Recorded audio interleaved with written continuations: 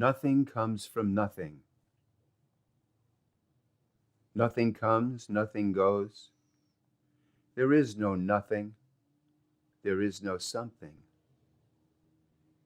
Buddha nature means consciousness awareness. Zen koan, does a dog have Buddha nature? Answer, mu. Mu means without. The absolute is without consciousness and is without awareness. Zen koan, what Buddha is beyond Buddha?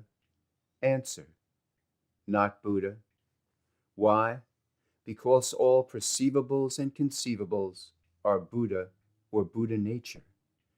Consciousness awareness, who you are is without or not Buddha. The absolute is without awareness, consciousness, and states. Consciousness contains all perceivables and conceivables. All states of consciousness and experiences are holographic and contain all other states and all other experiences. That is why experiences and states are temporary. The experience of consciousness and awareness is just that. They are temporary experiences. The absolute is beyond or prior to experiences. Question, why is the knower so important? Answer, the knower is consciousness knowing itself. Ultimately, there is no knower, there is no consciousness, there is no awareness. Consciousness and awareness are phenomena. As Maharaj said, the absolute is prior to consciousness. The absolute has no awareness, the absolute has no consciousness. Consciousness and awareness are carriers of the dream illusion. Spirituality takes place in the dream only. There is no spirituality outside of the dream. Spirituality is part of the illusion and part of the mirage. See it all as a dream and have done with it. Nisargadattovi Maharádžovi. All that is heard, or that is about to be read or heard, is non-existent. Shankara. Nisargadattovi Maharádžovi. There is no birth, there is no death, there is no person. It's all a concept. It's all an illusion. Rays of the absolute. Nisargadattovi Maharádžovi, you are all rays of the absolute. As Maharaj said, the absolute is prior to consciousness. Question, can you discuss what does Nisargadattovi Maharaj mean by rays of the absolute? Rays of the absolute is a term or a terminology that Maharaj used to describe what might be for a lot of people the last veil. In other words, when you get way, way, way out there, what you're going to have is the absolute nothingness. Prior to the absolute nothingness is the absolute.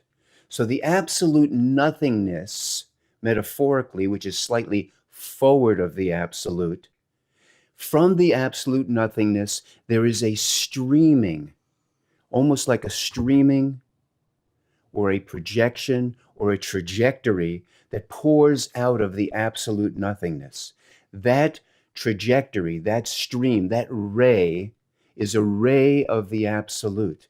And that ray of the absolute forms consciousness and forms what you call you or yourself or I, or a psychological subject.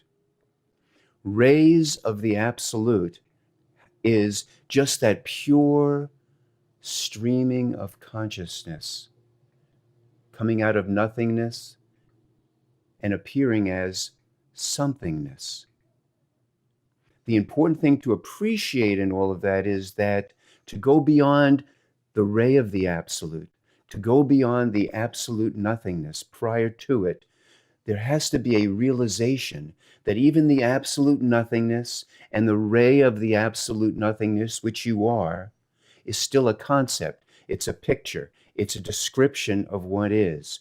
Prior to that picture, that concept, that representation, is the absolute.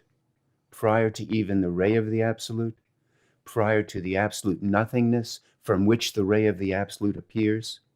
So that consciousness that streams out of the absolute nothingness is a descriptive representation of what is. It's a picture, it's a map.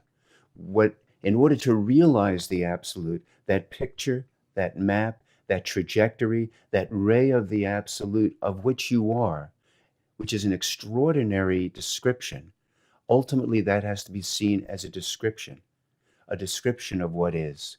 Once that is realized as a description of what is, it too dissolves.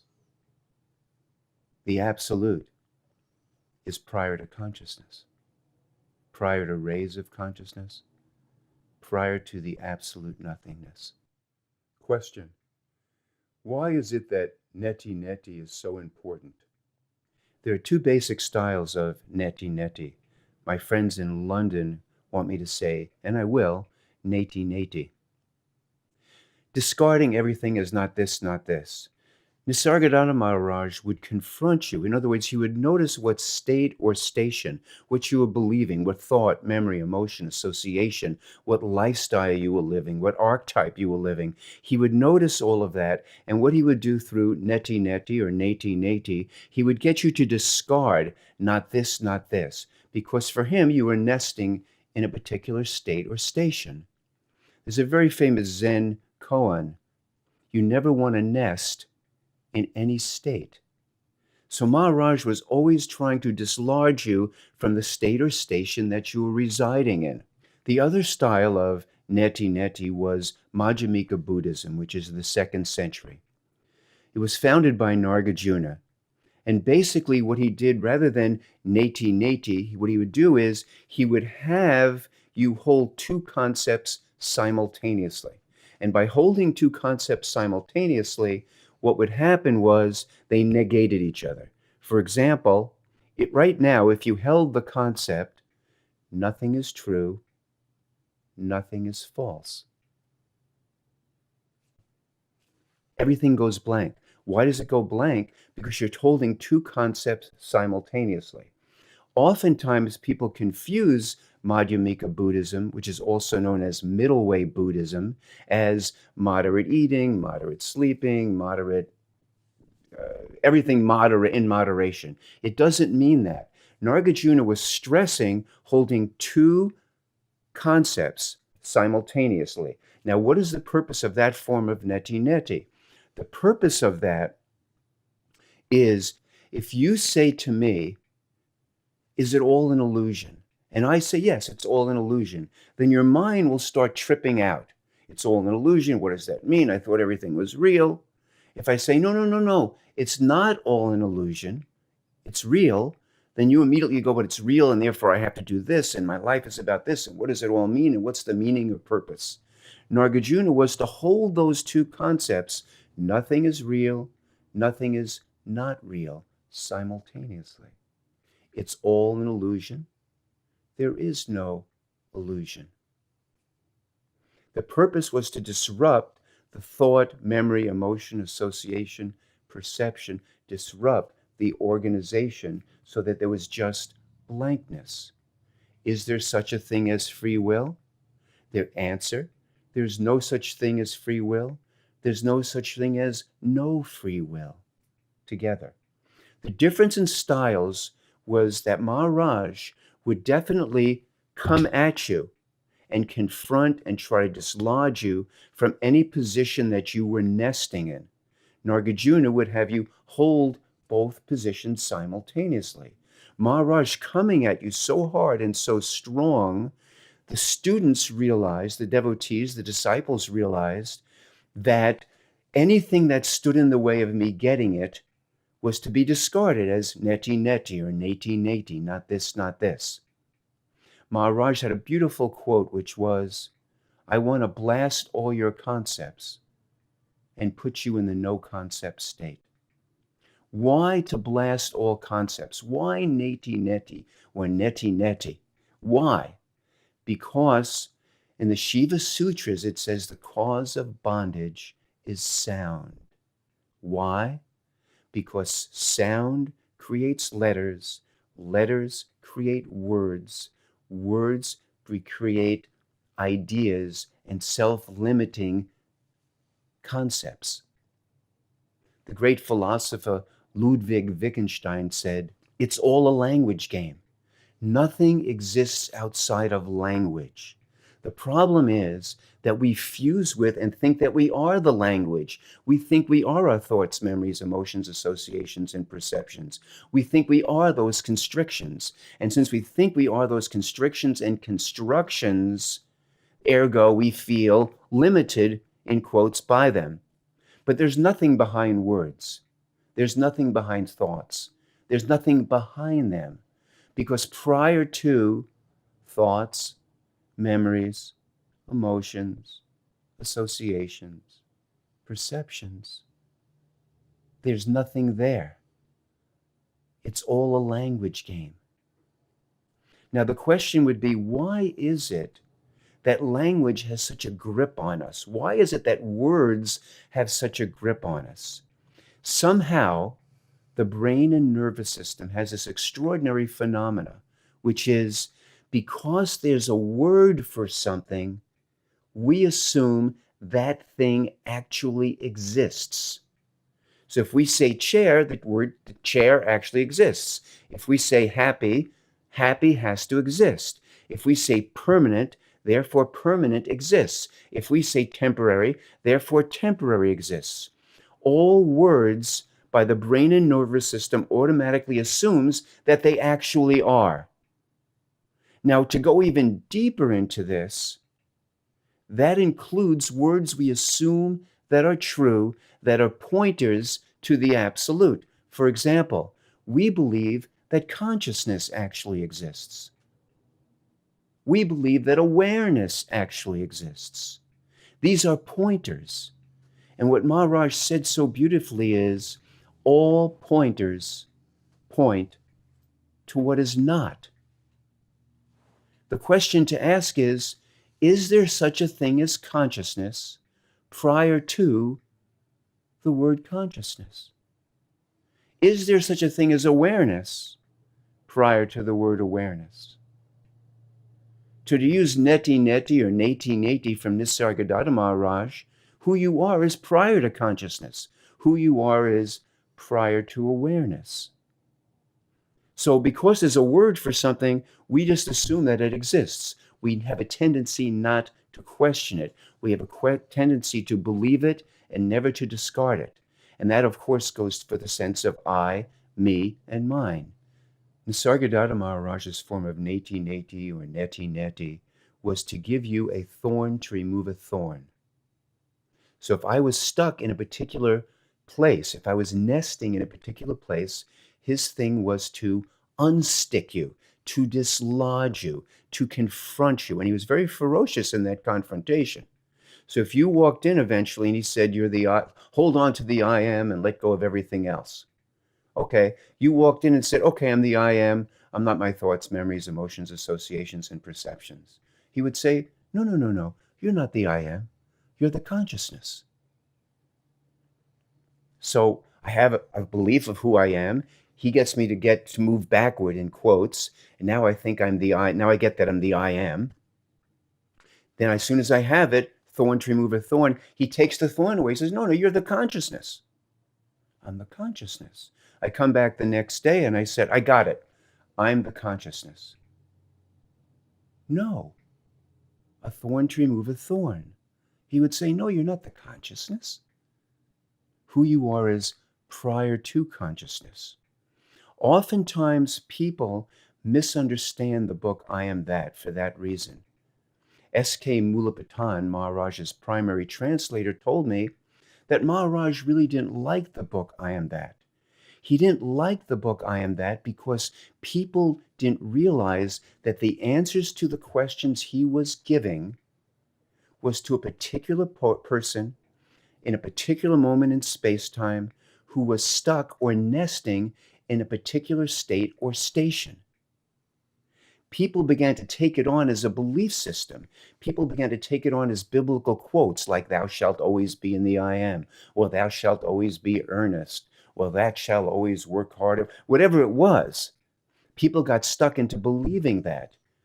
But actually, each answer he was giving to each questioner was for that questioner, where they were nesting in that moment in space-time, to dislodge them or move them beyond or prior to who they thought they were.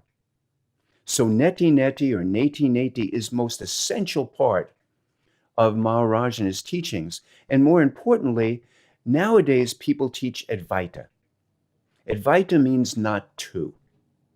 But until about 1990, people didn't teach Advaita. They taught Advaita Vedanta, Advaita hyphen Vedanta. There is an interrelationship between Advaita and Vedanta. Advaita, not two. Vedanta, Neti or Neti, not this, not this. Why? Because there is an interrelationship that goes back thousands of years. To negate the Vedanta or the Neti side is to negate 50% of what's going on. Moreover, Advaita is oftentimes misunderstood to mean consciousness, awareness, non-duality. Advaita does not mean consciousness, awareness, or non-duality. Advaita means not two. Why? Because in order to have the experience of consciousness, it requires an experiencer, a knower, an awarer, a consciousnesser, a witness. Therefore, it's two. To say or to know or to experience, I'm the consciousness, requires two, the knower of consciousness and the consciousness itself. The experiencer of consciousness and the consciousness itself. Awareness, which is much more subtle than consciousness, still requires an awarer to be aware of awareness. Therefore, awareness is not Advaita. Consciousness is not Advaita. Advaita means not two. Some people have a tendency to assume, and this is linguistic, as mentioned earlier, in other words, because there's such a thing as consciousness, and because there's such a thing as awareness, therefore awareness and consciousness are the same thing. Awareness and consciousness are not the same thing. Consciousness and awareness is senior to consciousness. Itzhak Bentov, the author of Stalking the Wild Pendulum, postulated that every second there were 17 gaps or spaces. In other words, it was, you could see it, space, see it, space, see it, space, see it, space, see it, space, see it, space, 17 times per second. But that the film moved so fast, like a film strip, it seemed to move so fast that it was one fluid motion. Maharaj used to say it was like a film strip. The old-time film strips, you would see a picture and then there'd be a space and you'd click it and see a picture and there'd be a space and you'd click it and see a picture and there's a space. The mind moved it so fast it was this one thing. The space is awareness. Consciousness appears on the awareness. This is why Maharaj said, you can have awareness without consciousness, but you cannot have consciousness without awareness. So the most basic takeaway from Neti or Neti, which is important to almost always be implanted in you. Again, Maharaj said, my words, if implanted in you, will destroy all other words and concepts, is anything you can know or know about, you can't be. Therefore, discard it. Anything you can know or know about, you cannot be. Therefore, discard it. All experiences, since there has to be an experiencer, you can't be it. Therefore, discard it. All perceivables, since there's a perceiver that's perceiving the perceivables, is not you. Since the perception requires a perceiver, therefore, it can't be you. Therefore, discard it. Neti or Neti. Now, since as the consciousness, there's a consciousness-er that is conscious of the consciousness, then therefore I can't be the consciousness. Neti. Since there's awareness and there's an awarer that's aware of awareness, then I can't be awareness. Neti or neti. So the significance of neti or neti runs through all of thousands of years of Advaita Vedanta. Advaita-Vedanta. The two are intertwining and there's an interrelationship. You really can't have one without the other. And that's why neti is as significant as Advaita, not two. So for example, right now, if you notice any thought that you are having, be conscious of the thought. Notice what occurs when I say, what consciousness-er is conscious of a thought? Notice a feeling or a sensation that you're having. Be aware of the feeling or the sensation. Notice what occurs when I say, what awarer is awaring that? What awarer is awaring that? Everything goes blank. Why? Because who you are is prior to consciousness, prior to awareness, prior to the consciousness-er, and prior to the awarer. Spiritual traps, Nisargadattovi Maharaj. I'm not interested if you are satisfied or you're pacified with your spiritual life. Do you know who you are?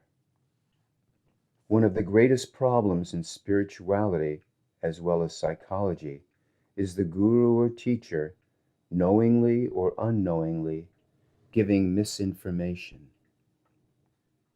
Question: what are the biggest traps in spirituality?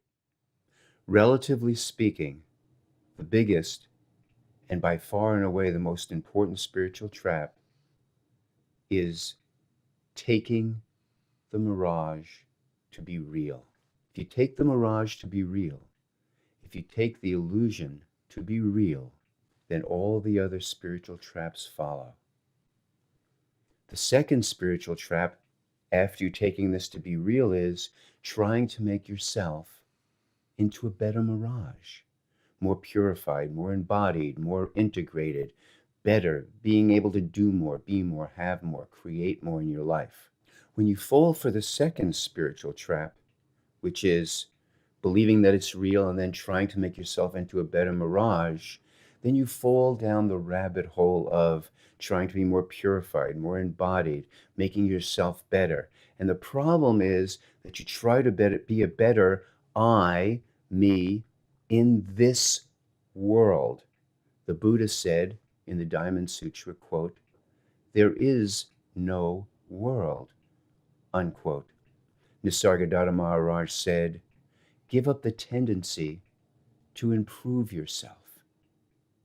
So the problem is that you take on this spiritual idea called I am, and I am in this world, and the next thing you do, you're trying to improve yourself, you're trying to transform yourself, you're trying to make yourself better, and which leads to the third trap.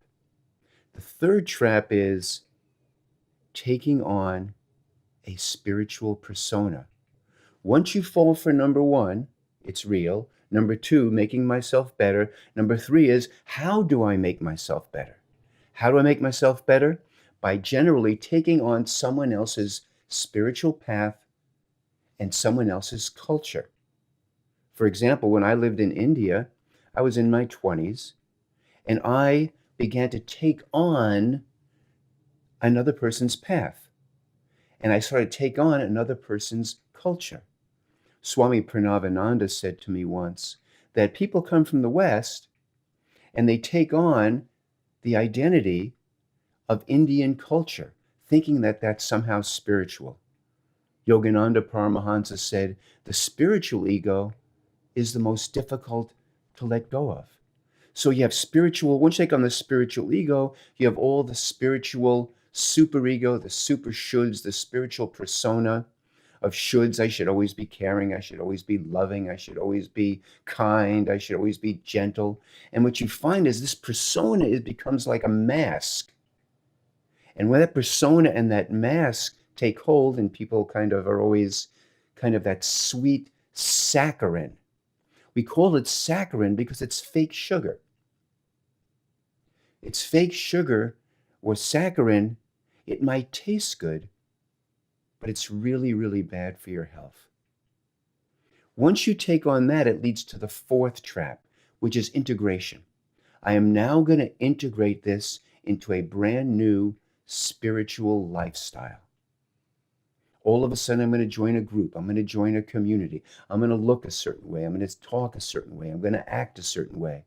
The famous philosopher Michel Foucault said, the teacher decides what the discourse is going to be. What that means is, once you've taken trap number 1 on, it's real. Number 2, making yourself better. Number 3, taking on the persona. Now we have the fourth trap, which follows, which is now many part of a spiritual lifestyle. And the teacher determines what the discourse is going to be. What's the discourse? The discourse is what I'm supposed to feel, how I'm supposed to act, how I'm supposed to behave, how I'm supposed to sit, how am I supposed to be, do, and act in the context of life. And somehow, if I am able to do that, that is, in quotes, more spiritual. When you fall for all of these spiritual traps, and I'm talking relatively and metaphorically speaking, when you fall for all of these spiritual traps, it has a domino effect. And what gets lost or forgotten is not only finding out who you are, but also you forget the fact that spirituality is part of the illusion. Spirituality is part of the mirage. Even more importantly, the knower of the mirage, the awarer of the illusion, the consciousness of the illusion, the observer of the illusion, the witness of the illusion, are all part of the illusion. They're all part of the mirage. Question: is there such a thing as being done? What has to be appreciated is that self-development, self-improvement, personal growth is all one of and part of the spiritual traps. The important thing is you don't want to buy into the spiritual trap of constantly doing to get.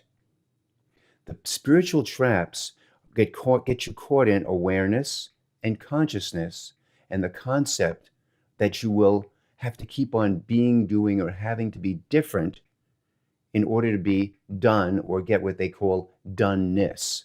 What has to be appreciated is that space, time, consciousness, all of these are portals into the game. They're portals that when you fall down into believing those, you fall into the illusion of the game, the mirage. In the early 1970s, I was fortunate enough to take a 7-day retreat with Ram Dass. And Ram Dass had just gotten back from India. It was a silent retreat mostly, and we had a very strict schedule. In the morning, we would all meditate. About the 4th or the 5th day in, I'm sitting and I'm meditating. And this voice in my head, crystal clear voice, says, "It's a game." And it so startled me that I kind of woke up and looked around. I thought there was somebody who whispered it in my ear. It's a game. Spirituality is a game. And the portal into the game is consciousness, awareness, space, even the emptiness.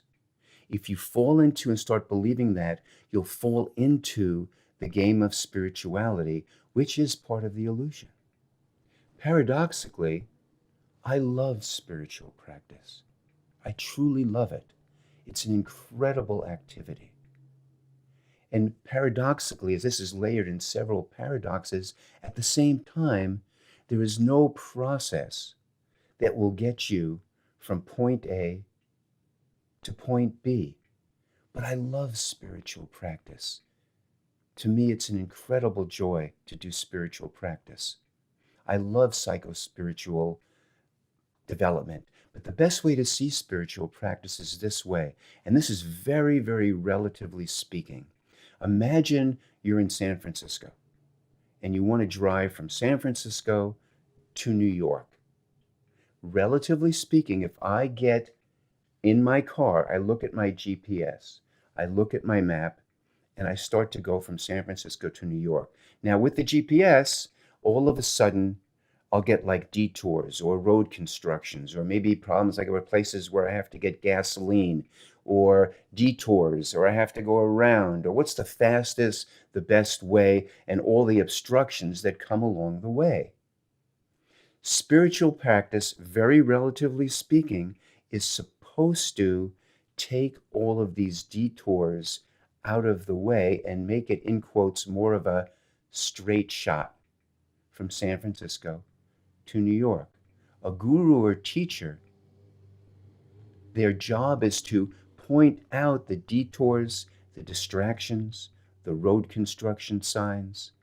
All of those obstacles have to be burned off or processed in order to get from San Francisco to New York. Now, of course, this is very, very relatively speaking. All of these paradoxes layered, loving spiritual practice, realizing simultaneously that they'll get you nowhere, at the same time realizing that spiritual practice is the removal of these obstacles, if you will, real or imagined. And the job of the teacher is to remove these obstacles. That is their number one function, to force you to look at them, to make sure that you're not nesting in them. Don't fall down the rabbit hole of the empty space, down into the game. Misinformation. 17 counterintuitives. 1. You can trust your experiences. 2. You can trust your perceptions. 3. You can trust your thoughts, feelings, emotions, associations, sensations, and perceptions. 4. You can live your dream. Give up your dreams. If you imagine you can live your dreams, it means you're sleeping. 5. Believing there is something behind all of this. The mind imagines or assumes, decides, or believes. The operative words being imagines or assumes, decides, or believes. There is something behind all of this, when there is nothing behind all of this. 6. Imagining, assuming, deciding, or believing that there is a logic, an organization, a reason for what is, a cause of causes. 7. Believing that the desire to know how and why supports realization. Actually, it is the desire to know how and why which ensnares. 8. Believing for every action there's an equal and opposite reaction, that things are balanced or balancing out. 9. Not appreciating that trying to change is resistance to what is. 10. Believing in cause and effect. 11. Believing there is a right and a wrong. 12. Believing there are reasons and explanations. Nobody knows why anybody does anything. Nobody knows why anything happens. 13. Believing you should transform bad into good. 14. Not appreciating existence requires resistance to an opposition. 15. Not appreciating that shock freezes the fluid motion of the picture, movie, or the film. Shock holds the universe solid. As an aside and friendly advice, never make a decision while in a shock state. Never make a decision while in a shock state. Never make a decision while in a shock state. 16, believing that you exist in a specific location. 17, believing in the myth, I am one, I want to be many, or I am separate, I want to be one. Question. You mention in the second DVD from Neti, Nirvana means extinction, that there are paths and traps. What is a trap for a teacher? The biggest trap for a teacher is believing that they are a teacher. Once a teacher falls for that trap, they begin to develop also their own spiritual persona of how to be, do, act, and behave, which carries with it all sorts of standards. In the process of doing that, it's very easy to want to start building an awakening business. When I was a teenager in New York, they used to have a television show called Hollywood and the Stars. And all they would do in that show was interview Hollywood stars, and they would ask them questions.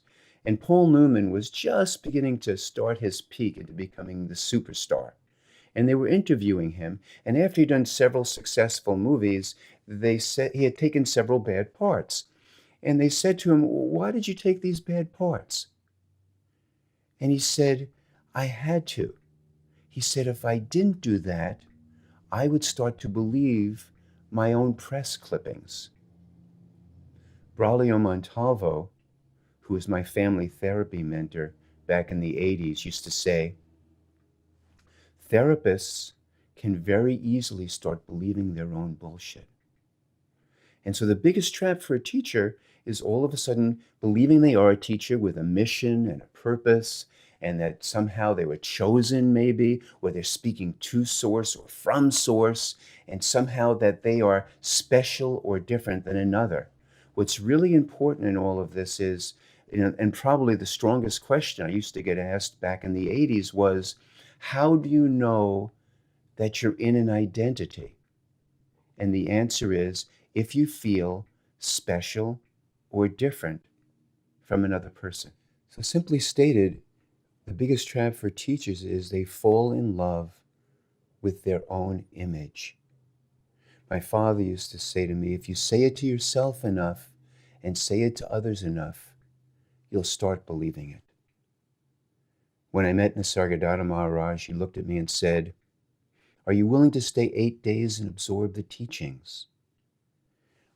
I didn't know I was in the spiritual game. I said, whatever Maharaj wants me to do, I'll do. He looked at me like, don't you understand? I don't play that game. I don't play the guru-disciple game. If you want to play that game, play it somewhere else. And it stunned me because about 20% of me knew it was a game and about 80% of me thought it was real.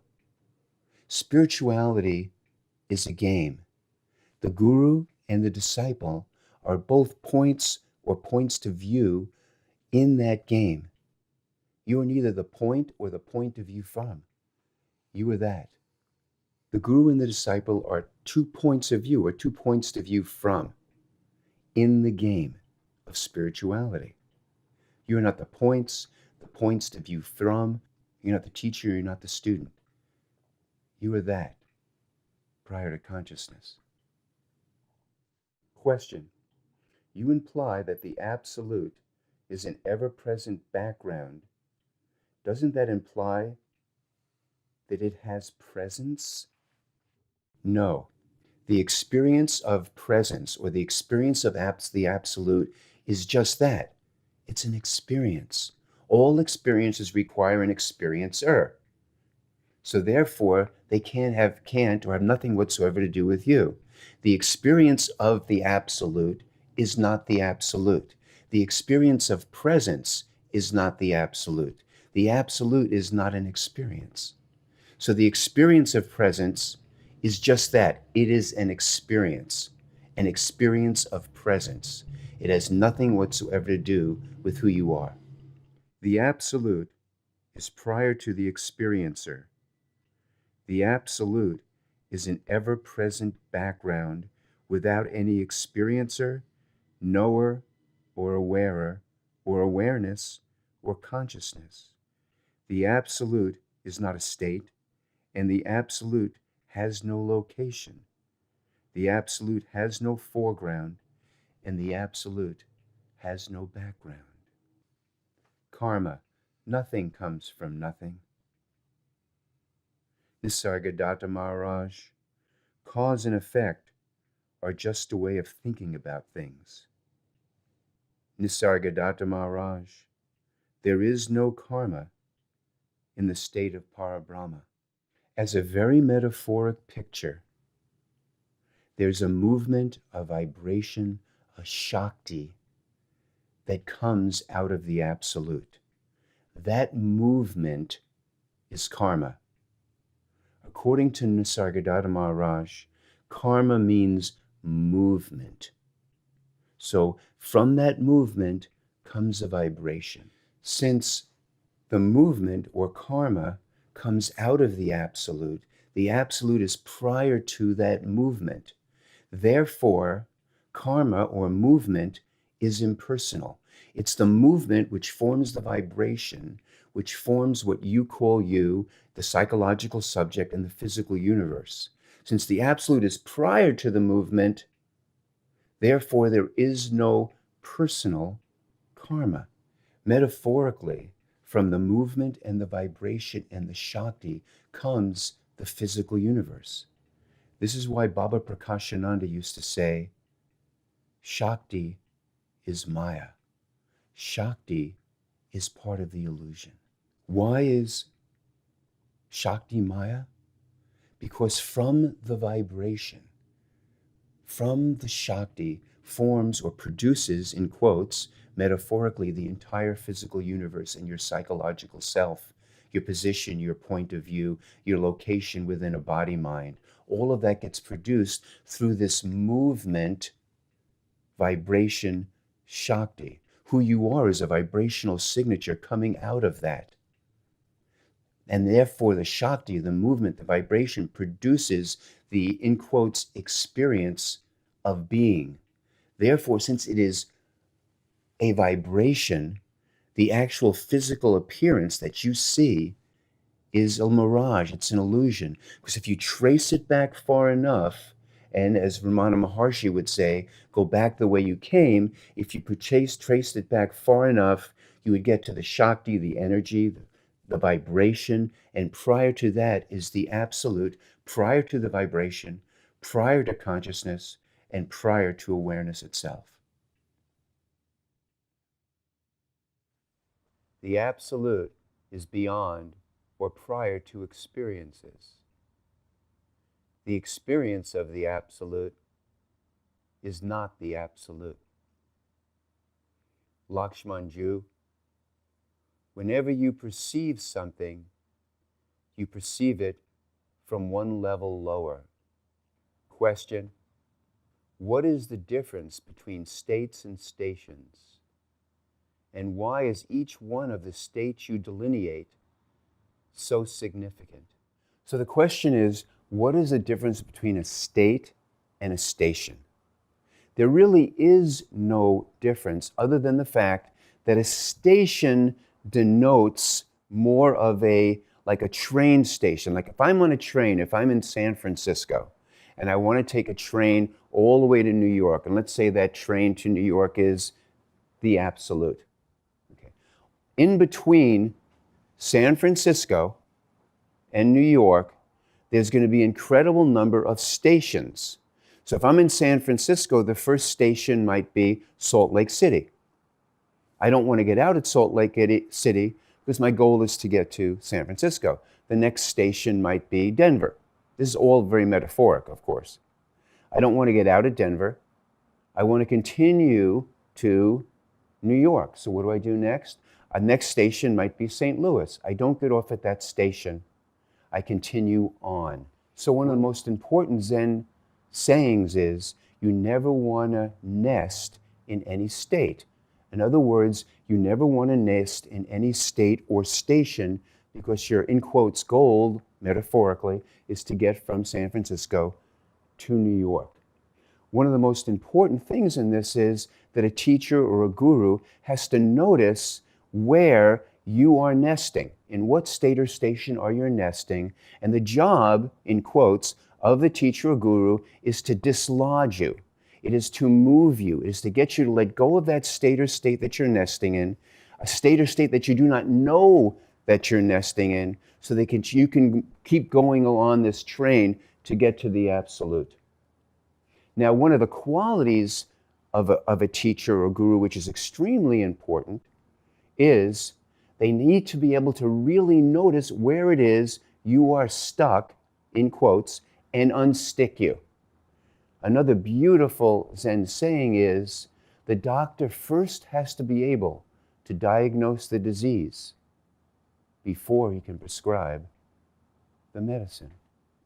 So again, it's the job of the teacher to unstick you. If I believe I am in the I am, and that's who I am, the teacher has to make me aware, for example, that I'm the consciousness.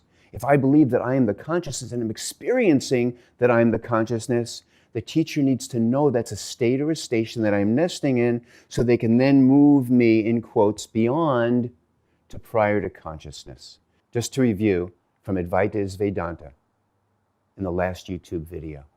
The first state when I went to Maharaj was, as a thought goes by called I love myself and I grab onto it and say it's me, or a thought goes by called I hate myself and I grab onto it and I say that's me. And I said to Maharaj, how does that happen? What was his first move? His first move was to dislodge me or get me to let go of that position that I was holding in space-time. In other words, he said to me, who is the knower? Or what knower is knowing that? By doing that, he moved me further away, and all of a sudden I noticed there was a thought, and I was the observer of the thought, so it was thought, space, thought, space, thought, space. And I noticed there was a space between two thoughts. So I went from the state or station called I love myself or I hate myself. All of a sudden I'm the observer that's observing the thoughts, and all of a sudden I'm observing them as spaces between two thoughts. Soon Maharaj said, stay in the I am, let go of everything else. All of a sudden I let go of that, and there was just the I am. I just was. I wasn't my thoughts, memories, emotions, associations, perceptions. I wasn't the space. I wasn't the observer. I was just the I am. But soon I realized that I was conscious of being in the I am. When the of melted, I moved back another state or station into just, I was the consciousness. Soon, all of a sudden, there was a knower or a consciousnesser that was conscious of the consciousness. When that happened, all of a sudden, there was a huge expansion. Why? Because any state or station has a boundary and a limitation to it, and you're experiencing that state or station as who you are. When you let go of when the consciousness dissolves or it disappears, or you let go of it, all of a sudden this vast emptiness which appears to go on forever. But soon you realize, even as the witness, or what's called the supreme witness, that too is a state or station. Once you realize that, you realize that within or fused with this absolute nothingness is awareness. Awareness is fused in and part of this absolute nothingness. This absolute nothingness with the awareness are both very, very, very subtle states or stations that have nothing to do with who you are. And when that finally dissolves,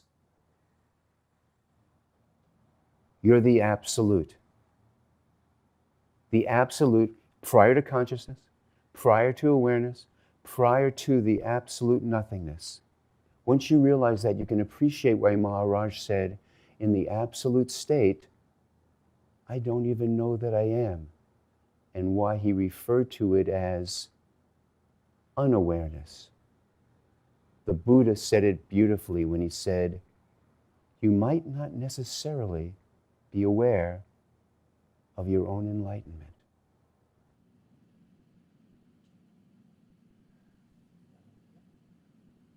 Gurus and teachers. Relatively speaking, there are three problems in spirituality as well as psychology. First, the guru or teacher, knowingly or unknowingly, gives misinformation. Second, the guru or the teacher keeping people around that do not belong there, or the teacher allowing people to stay too long. And three, putting too much emphasis on experiences. Question. In spirituality, they always talk about the heart, and sometimes when I read Nisargadattovi Maharaj, Advaita seems to have little heart. The first part of the question. Maharaj was very, very unique. He was like a cosmic force. He was incredibly ferocious, incredibly up in your face, and very, very confrontational. The beauty of that is, before I met Maharaj, most teachers and gurus I spent time with were very gentle and they were very kind and all of that, but they never really confronted directly the state or station that I was nesting in. Maharaj was really in your face about it. And what it did is it forced you to look at what came up for you, and it forced you to look at where you were stuck and you did not know you were stuck. I've often said that if Maharaj was alive today, and in California particularly, he would not be that popular. The second part of the question is about heart. In Sanskrit, heart is called hridaya.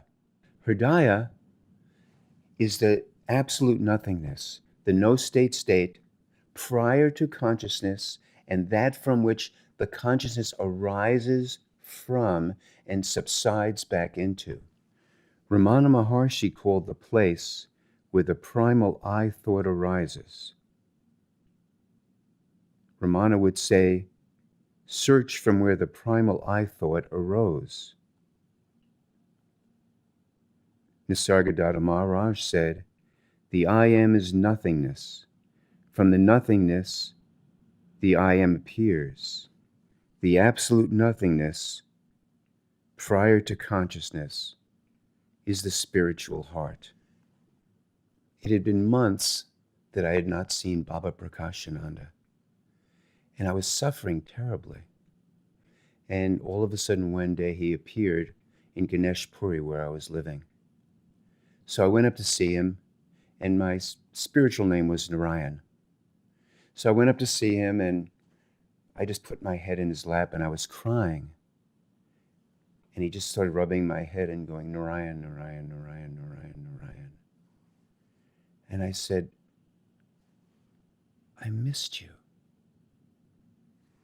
And he looked at me with so much love. And he said, me and you have met in the heart. There is no missing. And somehow I could have taken that to mean the heart and the love, and we met in the love and so on. But it was much, much, much deeper than that. He was saying, me and you have met in the absolute nothingness, prior to the I am, prior to consciousness, the spiritual heart.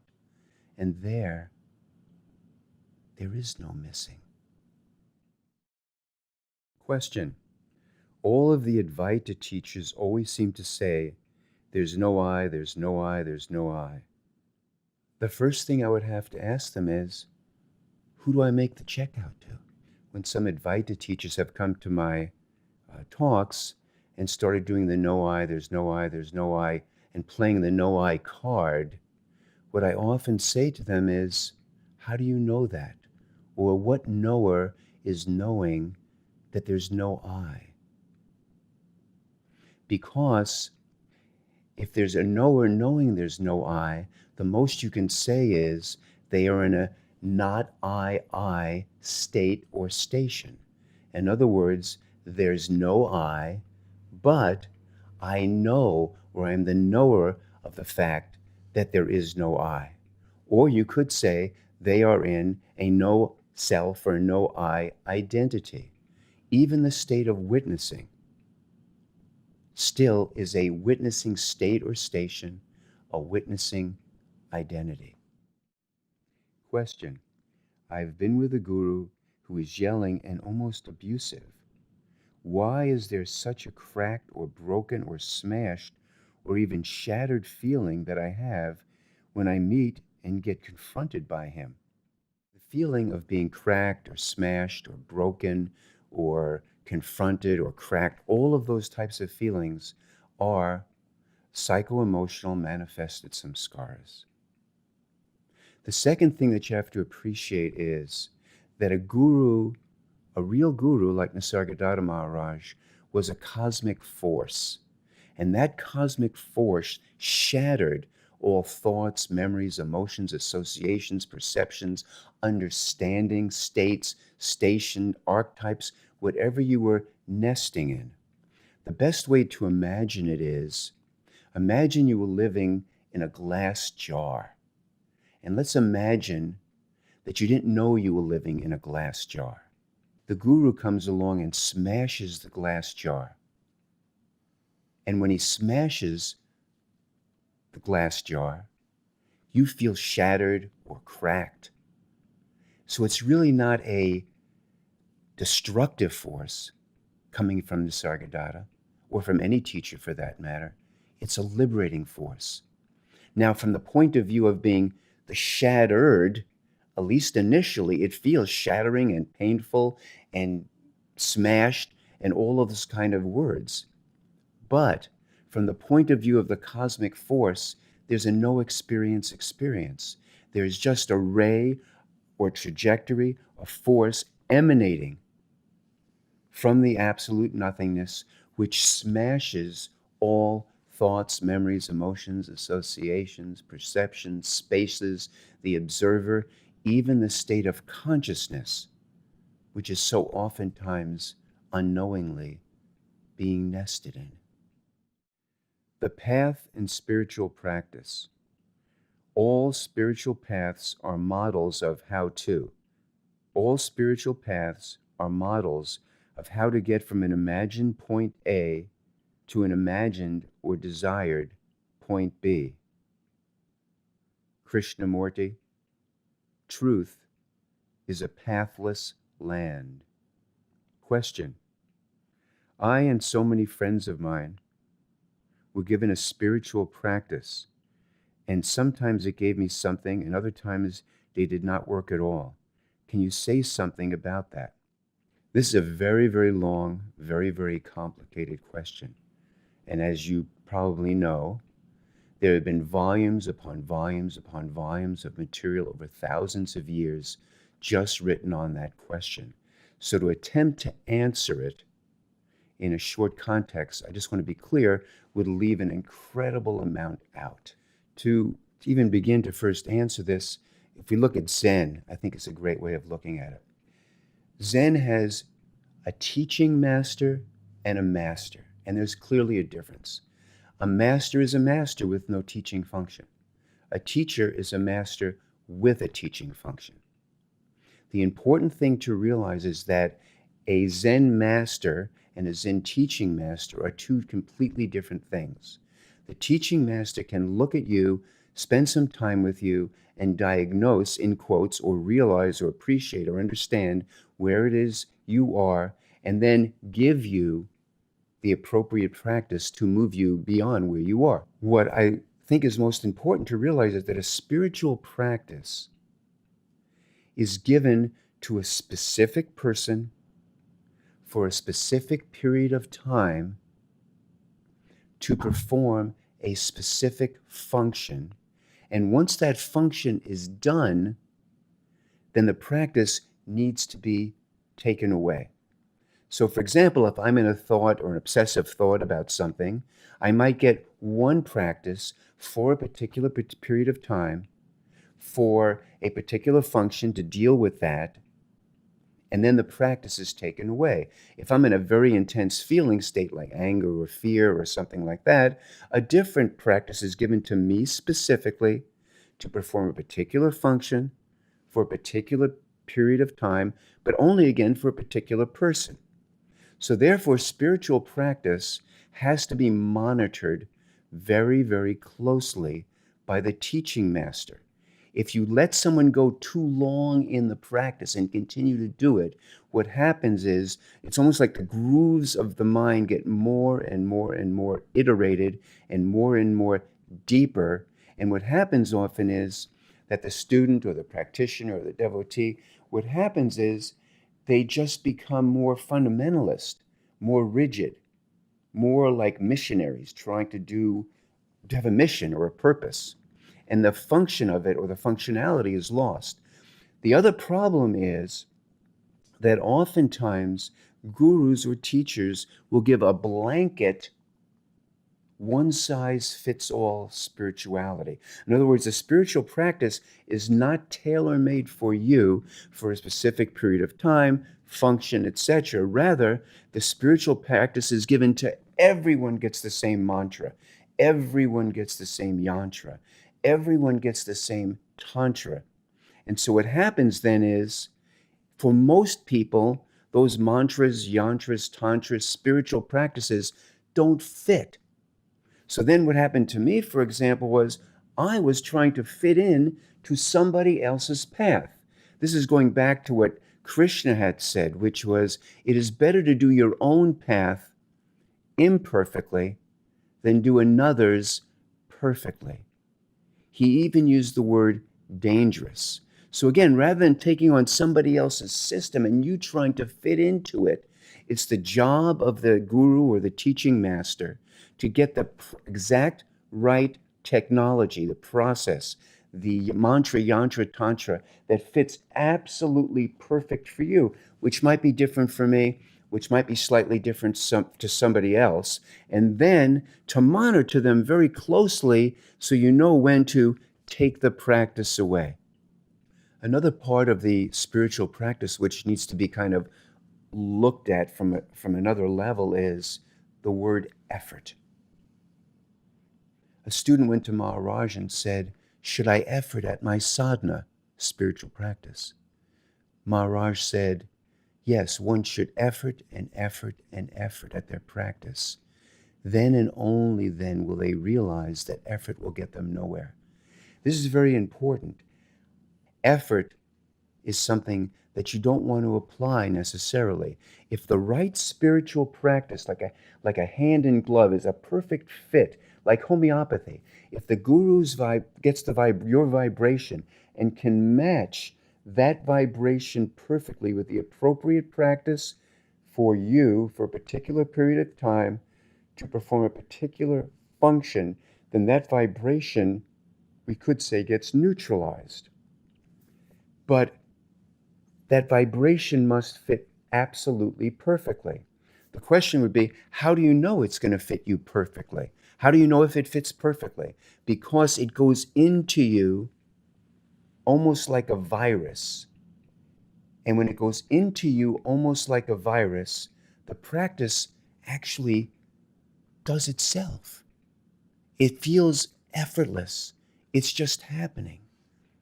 I know for me, being given so many different mantras over such a long period of time, oftentimes now I will just sit and a mantra will appear or not, and the mantra does itself.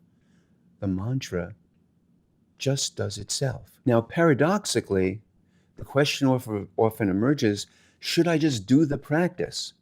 Will you just do the practice, you do the practice, you do the practice, you do the practice? Maharaj called this just planting seeds. You do the practice, plant seeds, you do the practice, plant seeds.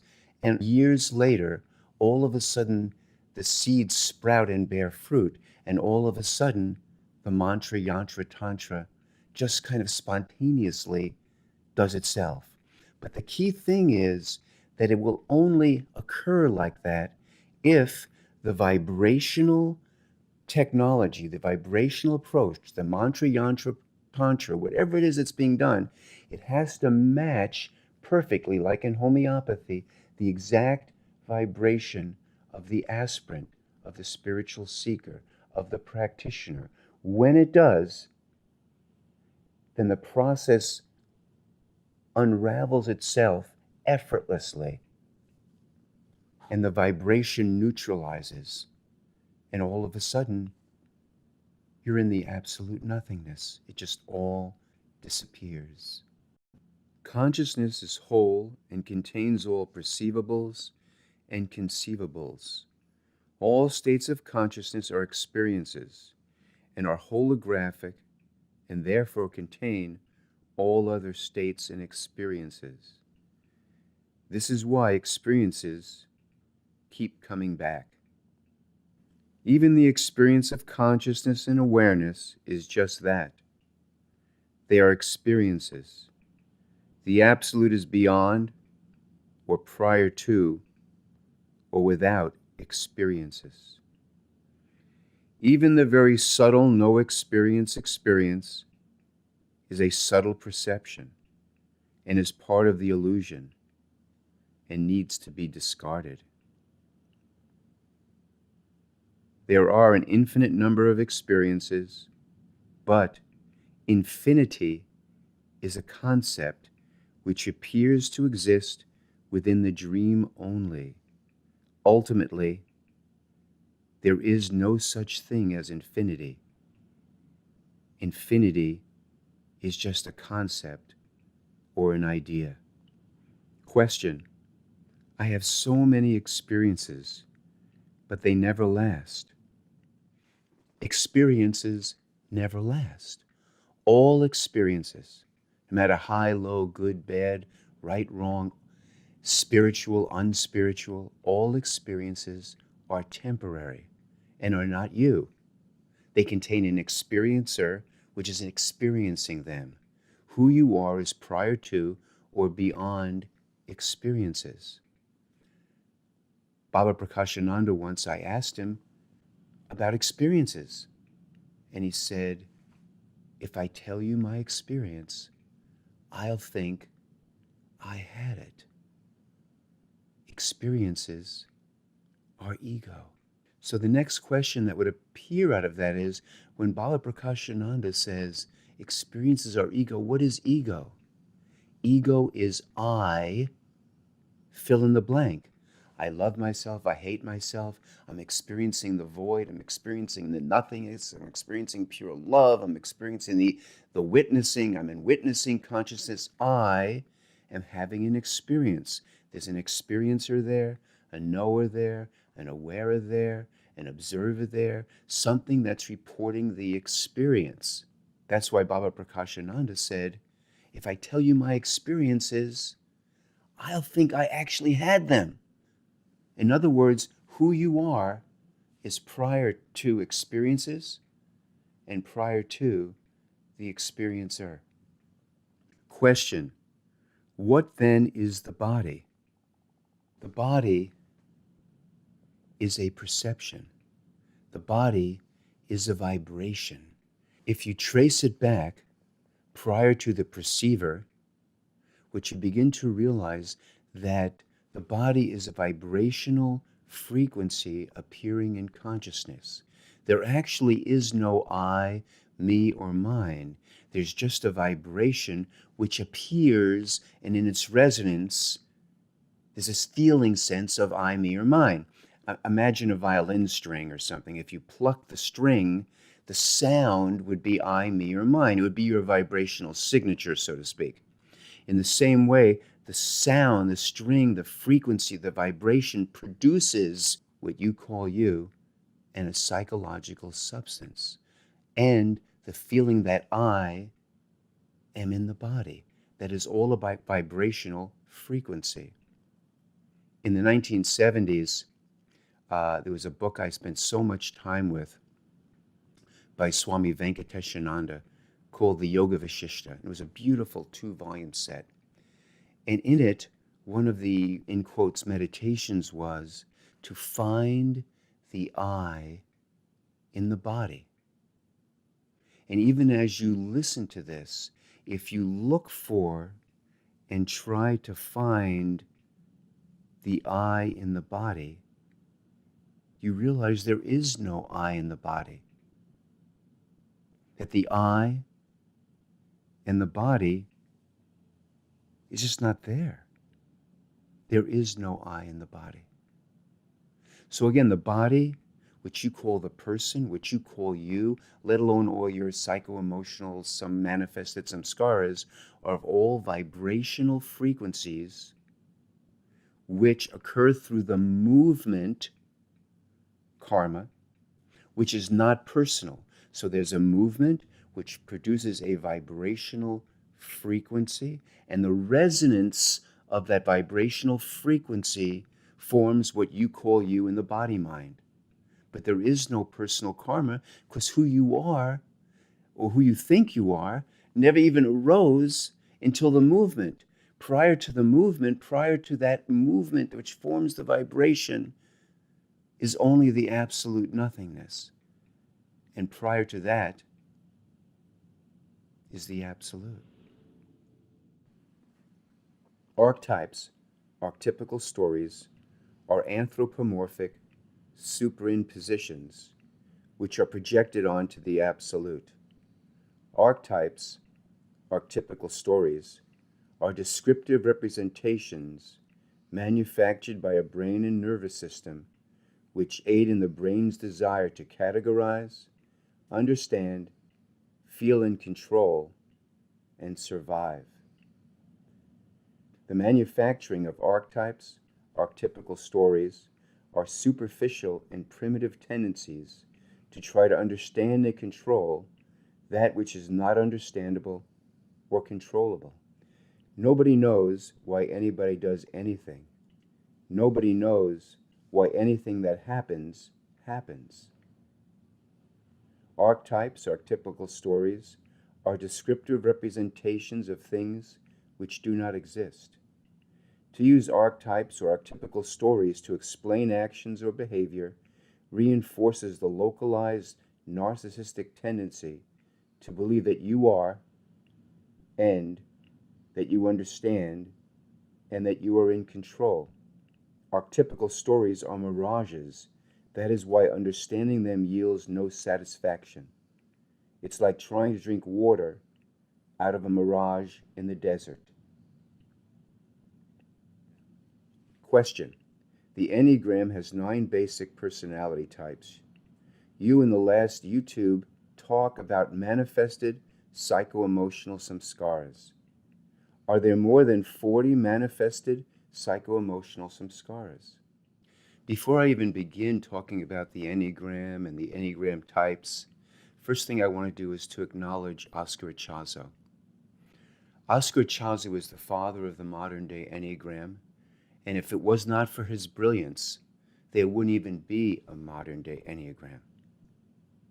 Now, regarding the psycho-emotional manifested samskaras, I came up with approximately 40 of them. How many of them there are, I actually don't know. It's actually a work in process. In my last workshop, I asked the students in the workshop to notice if there were any other ones that I didn't see, because I'm very limited by my track, my ray, my trajectory, or what I have in front of me. So I will only see what's on my track, ray, or trajectory. In the last workshop, I asked the students to come up with, or to notice if there were any samskaras that they came up with that I might not have seen. One of them was called Charlotte's Web. Charlotte's Web just meant I'm an outsider and I'm trying to fit in so that I can connect or relate to people or get love or connection or feel one with the group. This all can be related also to Enneagram number 6 and Enneagram number 9. Other possible manifested psycho-emotional samskaras are, I have to give myself up and do what you want, or you will leave me. Or, I have to connect and right all the wrongs. The survival mechanism, which has the strong pull of integration and the logical and powerful desire to integrate, embody, and be here now, could be part of the spiritual trap of integration and having a spiritual community and lifestyle. This survival mechanism and spiritual trap could be linked to the manifested psychological samskara of Charlotte's Web. In other words, I am on the outside, or am an outsider, or I don't fit in. And the solution? I have to do or change or transform or be different in order to fit in and be fully accepted and survive. Question. In your early books, you talked about the false core, and in your last YouTube, you talked about manifested psychological samskaras. Are there other more subtle manifested samskaras than psychological or emotional samskaras? In the last YouTube, we focused more on the manifested psycho-emotional samskaras because they were just more up in your face. But basically, samskaras are, it starts off with a movement, which we called karma. Karma means movement. There's a movement which forms the vibration, and each part of the vibration forms a manifested samskara.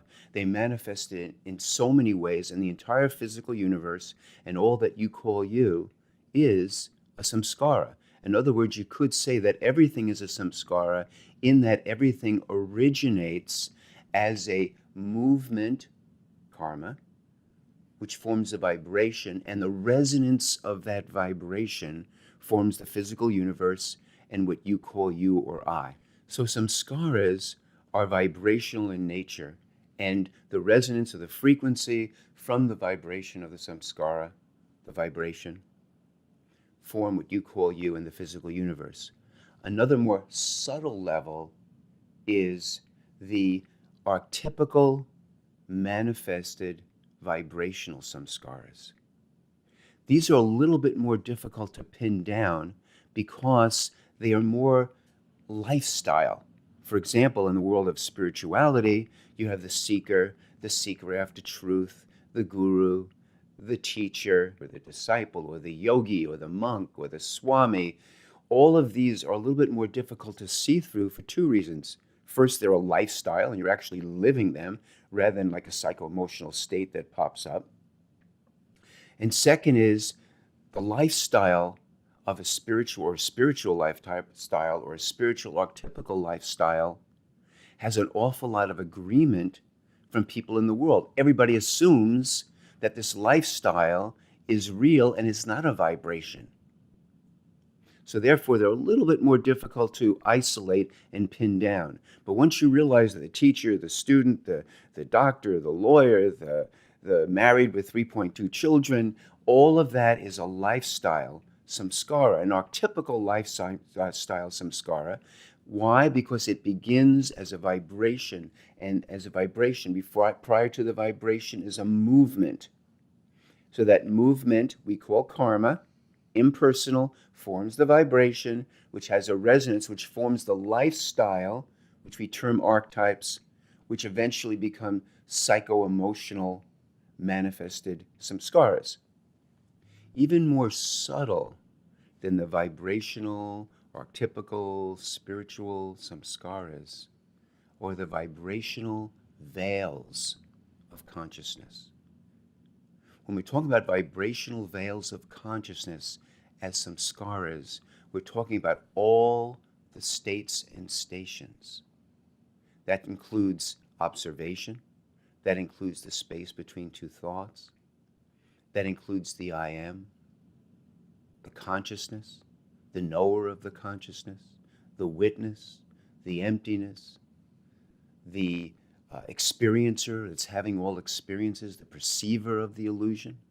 All of those, including the absolute nothingness, even the trajectory, the ray of the absolute, are all vibrational samskaras.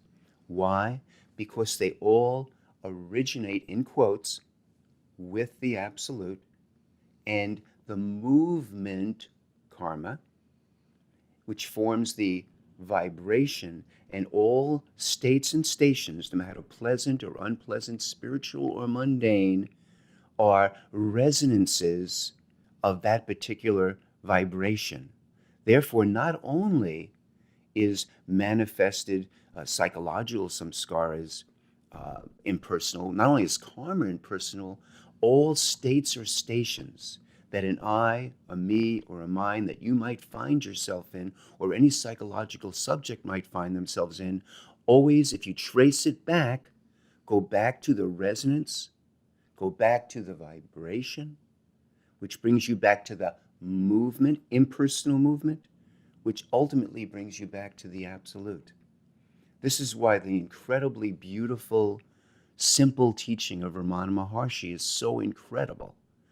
When he said, go back the way you came. There's the trace the I thought.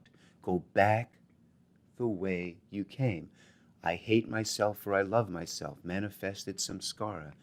The observer. The spaces between two thoughts. Go back. The I am. Tracing.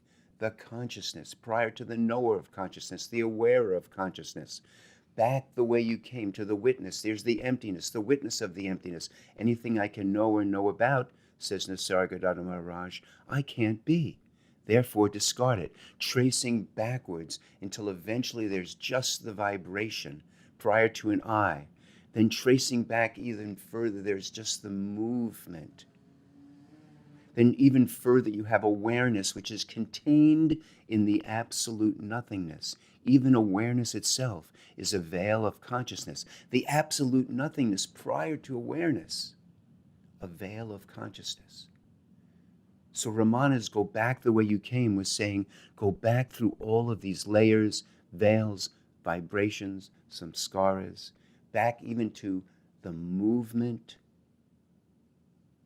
And prior to the movement, prior to the absolute nothingness, all of those veils, states, and stations is the absolute.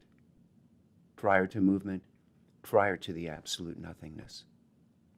So if you could take away one thing that Maharaj said and Ramana Maharshi said, Ramana Maharshi is saying, go back the way you came. Maharaj is saying, anything you can know or know about, you can't be. Therefore, discard it. Why can you not be it? Because the absolute has no awareness. The absolute has no consciousness. The absolute has no knowingness. The absolute has no experiencer. Therefore, no experiences. Therefore, everything originates, in quote, as a movement and a vibration which forms the physical universe and all that you think that you are. And what's even more paradoxical is, as the absolute, there is no absolute. As the absolute, there is no absolute. The apparent teachings, all that is heard, or that is about to be read or heard, is non-existent. Shankara. Question. Okay, I accept this is all an illusion. How is this going to help me in my life and relationships? Believing that upon realization somehow, and getting that it's all an illusion, that somehow it's going to help you in your life or in your relationships, is a complete distortion of spirituality. Spirituality is about finding out who you are. Now, when you say, okay, I accept, it's all an illusion, but the problem is that, yes, it's all an illusion, but what isn't included is the knower of the illusion, the aware of the illusion, the witness of the illusion is part of the illusion. When they said to Nisargadatta, who are you? He replied, nothing perceivable or conceivable. If you can perceive it or conceive it, it's not you. Therefore, discard it. The significance of that is not only perceive it and conceive it, this physical universe or my relationships or my health or whatever it is, also I can perceive and conceive the knower, the awarer. I can be aware of being aware. The consciousnesser, I can be conscious of consciousness. The witness, I can know or know about the witness. Therefore, all of them are part of the illusion. Part of the problem is that we assume that somehow if I realize and find out who I am, I'll be able to be more, do more, have more, create more. I'll be omniscient. I'll always pick the right stock. I'll always pick the right relationships. I'll never make a mistake. I'll always be kind and loving and all of these types of things. One has absolutely nothing to do with the other. It's all an illusion. When Maharaj said to me, there is no birth, there is no death, there is no person, it's all a concept, it's all an illusion. He didn't say to me, it's all an illusion, except, he said, it's all an illusion. The knower of the mirage is part of the mirage. That's why you are a mirage that doesn't know you're a mirage. Knowledge is bondage, the Shiva Sutras. Very metaphorically, any knowledge, sound, coming from vibrations metaphorically is one step forward from the vibration itself. The resonance is one step forward from the movement the string makes. For example, the sound the violin string makes when plucked is 2 steps forward from the movement karma of the string. The sound, knowledge resonance, the violin string makes when plucked is 3 steps forward from the absolute nothingness, the string itself. And the sound is 4 steps forward from the absolute, the violin. In this manner, the absolute is the violin, the absolute nothingness is the string, the movement of the string is the karma, the vibration which is produced is the resonance, the sound is the knowledge. Question. In the last YouTube, lying was so emphasized. Why? And why is lying such an issue? And what exactly do you mean by lying? Lying is so important because most people confuse lying with intentions. In other words, I didn't have bad intentions, my intentions are good, therefore I'm not lying. All lying starts with lying to oneself. And basically it originates, if you will, or underneath it, is a desire to be seen a certain way, a desire to misrepresent, or to pretend, or to look, or be seen a certain way, or to see yourself a certain way. Lord Krishna says so beautifully, all is clouded by desire. Like smoke hides fire, like dust hides a mirror. So when you are lying, it is because you have a desire to be seen or to see yourself a certain way. But like dust hides a mirror, you can't see yourself. You can't see yourself clearly because of the desire. So lying has nothing whatsoever to do with your alleged intentions. Lying originates with desire, and all is clouded by desire. The second piece about lying, which is incredibly important, is every time you lie or misrepresent or pretend, you add another layer. The question often arises is, why is it that you always say that telling the truth things disappear, but lies persist and get more solidified? Because every time you lie to yourself, or pretend, or misrepresent, what happens is you add another layer and things become more solid. When you tell the truth, things begin to dissolve or disappear. Now, the word desire is an extraordinary word because the Lord Buddha said in his second noble truth, the cause of suffering is desire. If we look at the word desire, what is it really? Desire can be defined as primal movement. So karma, movement, and desire, primal movement, the most basic movement. This is why yogis cannot get rid of desires. They always come back. I try to get rid of a desire, it comes back. Desires are bad, desires come back. But when you realize what is desire? Desire is a primal movement which forms the vibration, which forms the resonance, which forms the I, which goes, I have this desire. But actually it, in quotes, originates in the primal movement. In this way, you could see how Buddha's second noble truth, the cause of suffering is desire, and the word karma, where they come together incredibly so. They all are primal movement. One of the most beautiful quotes that Nisargadattovi Maharaj had was, "There is no movement in the state of Parabrahman." And what is Parabrahman? Brahman is consciousness. Brahman is awareness. Parabrahman is beyond consciousness. Parabrahman is beyond awareness. So there is no movement or activity, which Maharaj also referred to as stirring, in the state of Parabrahman. Why? Because it's prior to the primal movement called karma, called desire. Question. On your recent YouTube video, you talk about bliss being a sheath or a covering.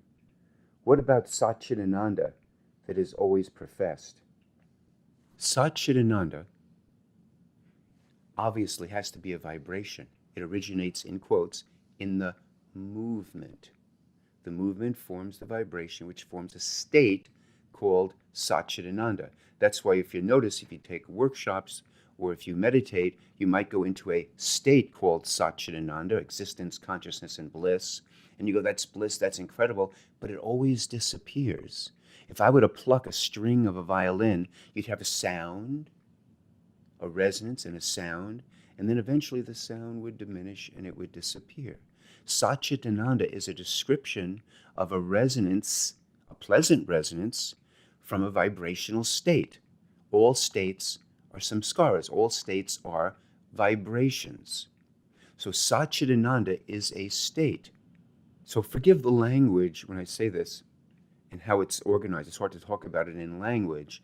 But Sat-chit-ananda, the experience of Sat-chit-ananda as a vibrational resonance, can be viewed from the absolute nothingness. This almost appears like a vibration appearing in awareness that the absolute nothingness can view.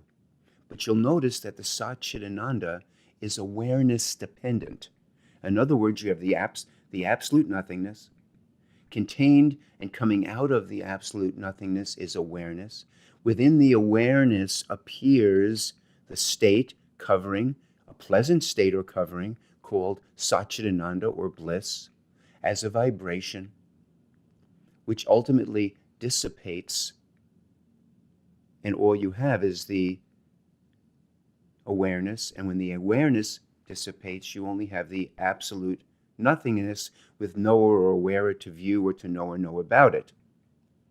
The reason it's a sheath or covering, like awareness is a sheath or covering, or like consciousness is a sheath or covering, or the witness is a sheath or a covering. Why? Because if you lock into any particular state or station, they are vibrational resonances, and as such, you immediately freeze and become that state or station. The reason it's important, in quotes, to notice all these sheaths and states and stations and samskaras and all of that, because then there's a less likelihood of you nesting in any state, whether the state be consciousness, whether the state be witnessing, whether the state be awareness, whether the state be emptiness, where you're stuck in emptiness, whether the state be a vibration. That is the only reason to notice all of these states and stations, all these vibrations, all these resonances, all these coverings. If you can identify them and all of a sudden they dissolved and you realize who you are is prior to or beyond any state, station, resonance, or vibrational frequency. Question. I have watched all your DVDs, and in the second DVD, Nirvana Means Extinction, you propose post-deconstruction and oftentimes use science, which is hard for me to relate to. Why use science? I used science in post-deconstruction as a metaphor, the operative word being metaphor. Basically, Nisargadattovi Maharaj, with me, for some reason, always was using scientific metaphors. For example, fluids come together and the I am appears, or there is no location, or there is no cause and effect, all those types of things that he would say to me were using devices. So scientific metaphors were used, Maharaj used with me, and one other person that I've heard about, as a device, a technique, a lever, a way to get me to unnest from a state or station that I was sitting in. In the late 1970s, I read the most beautiful masterpiece by Fritjof Capra called The Tao of Physics. And I think it's one of the great masterpieces of the late second half of the 20th century because it really started the whole new wave of the new physics. So Maharaj used those metaphors as a device or a way to unstick you. So rather than say there's no such thing as location or there's no such thing, fluids come together and the I am appears, like he said to me, he basically was trying to use devices to get me to see, in the first case, fluids come together and the I am appears, that the I arises after the action and event occur. In other words, in yoga language, they might just say, you're not the doer. To say there's no location, that you don't exist in any particular location or space of time, what is he really talking about? He's talking about Bell's theorem. For him to say that to me didn't really work. What he had to do was to say it to me and plant, almost like a virus, that inquiry. And when I came home and began to read all the quantum physics, somehow it dislodged or removed the whole issue of non-locality, or revealed the whole issue of non-locality. Oftentimes it's said, well, where do these things meet, science and spirituality? They only meet in non-locality. Niels Bohr, who is a founder of quantum physics, said if you're talking about quantum physics, you're talking about non-locality. So non-locality, everything is based on location in space-time. If I have no location in space-time, then who or what or where am I? The whole concept of where, not only who disappears, but where. If I have no location, then not only am I not, but I also have no location to be in. So non-locality is a pivotal issue as far as using a scientific word or phrase or understanding in the world of deconstruction or post-deconstruction or realizing who you're not, or as Maharaj said, in order to find out who you are, you first have to find out who you're not. Who are you not? You're nothing perceivable or conceivable. Since you're nothing perceivable and you're nothing conceivable, you can't possibly have a location. Getting back to the initial question is, science, what is science? Science originates, in quotes, with a vibration. Prior to the vibration is a movement, karma. So the movement forms the vibration, and science is part of the vibrational resonance, which forms consciousness and what we call the perceivable and conceivable universe. Science, therefore, can best be appreciated as a thorn to remove a thorn. In other words, you can use a concept like science, non-locality, no space-time, the I arises after the action or event, or the neurology where you say that fluids come together and the I am appears. All of that is a thorn to remove a thorn, to push you, in quotes, back the way you came. Science is a resonance. Science is a vibrational frequency appearing out of the consciousness and is only a thorn to remove a thorn. And as with all thorns to remove a thorn, as soon as a thorn is out of your foot, called location, called doership, called I am the body, called location in space-time, as soon as that thorn is removed, and you start moving back the way you came prior to, into vibration, into movement, and prior to that, the thorn has to be thrown away. So a thorn to remove a thorn means science is a thorn to remove a thorn, a device, which eventually has to be thrown away. The phenomena of consciousness and awareness. Consciousness and awareness are both phenomenological appearances. The absolute, who you are, is beyond or without consciousness and awareness. Question: what is the difference Or is there a difference between consciousness and awareness? Question. I keep hearing that if you look at your experience, you will notice that awareness or consciousness has two qualities, one being aware and the other being present. Could you explain this further? As we mentioned earlier, the difference between consciousness and awareness is that, as Itzhak Bentov said in Stalking the Wild Pendulum, there are 17 little tiny gaps between each second. The consciousness appears out of that gap. The awareness is that from which the consciousness appears from. To say that consciousness is always conscious or aware or present, or to say that awareness is always aware and always present, is actually taking on and looking at awareness or consciousness from a position or a point of view. So consciousness appears on awareness. Awareness is the gap from which consciousness arises or consciousness appears. To say that consciousness is always conscious or awareness is always aware and present requires a superimposition.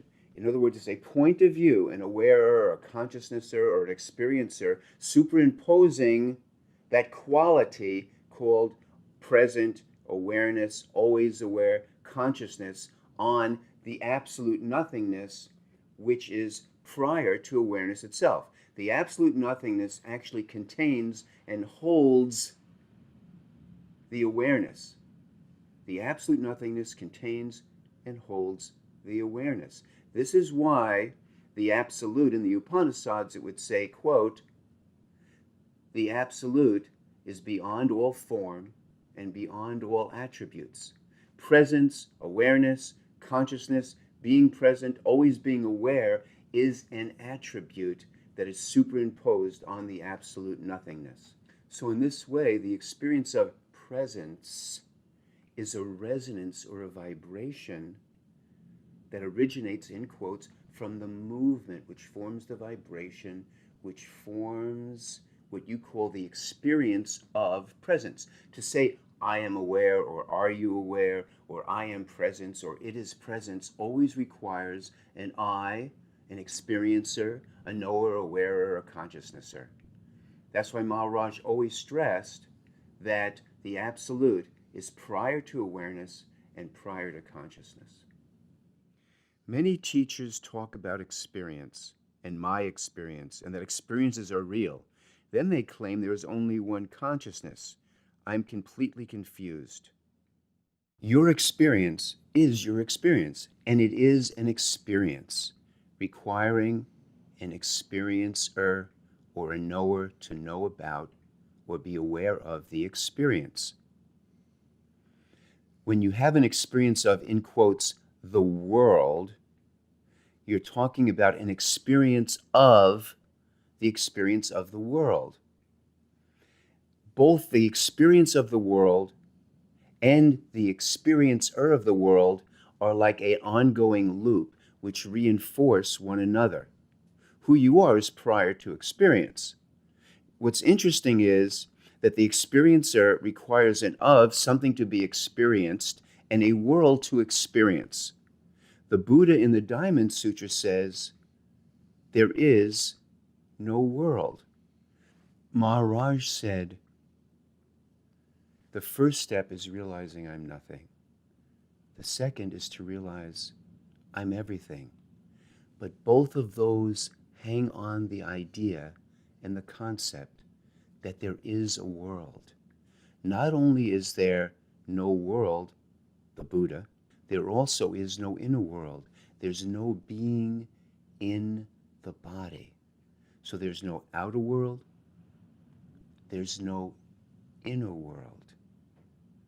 Who you are is beyond or prior to the experiencer or the perceiver or the knower of not only the world, but your world, both in quotes inner and in quotes outer.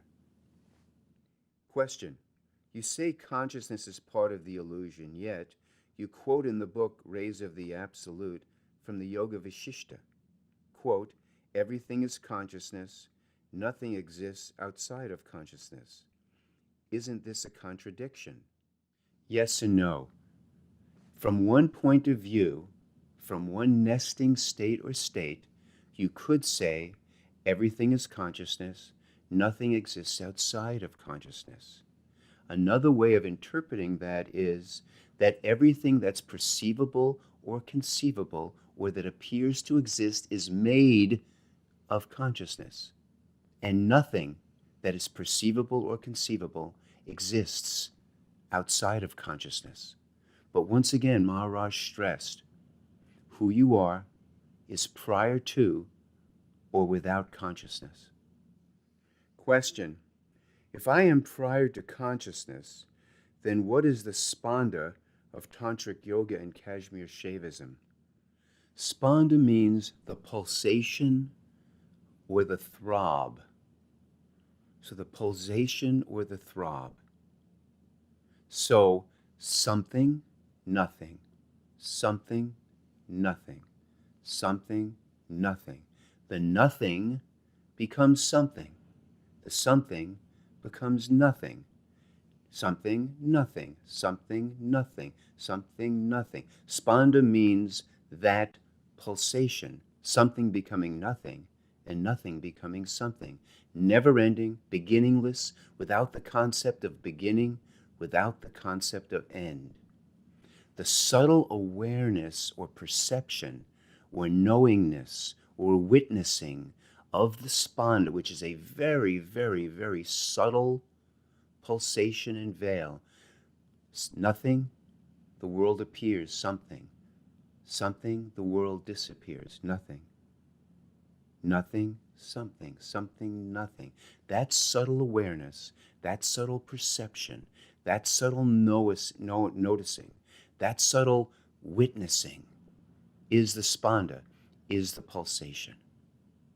So spanda, that something, nothing, something, nothing, something, nothing, manifest, unmanifest, manifest, unmanifest, manifest, unmanifest, that ongoing, beginningless, endless process still requires a knower or something to know or know about it.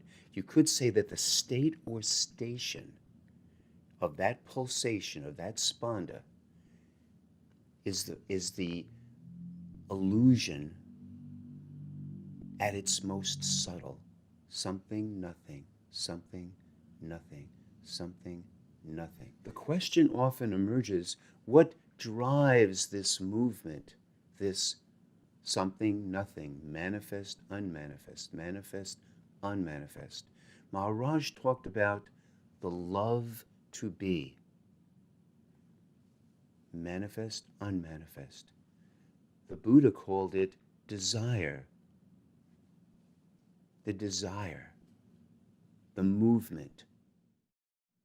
Combining the two statements, Maharaj, the love to be, with the Buddha, the cause of suffering is desire, clarifies the spanda, or the pulsation.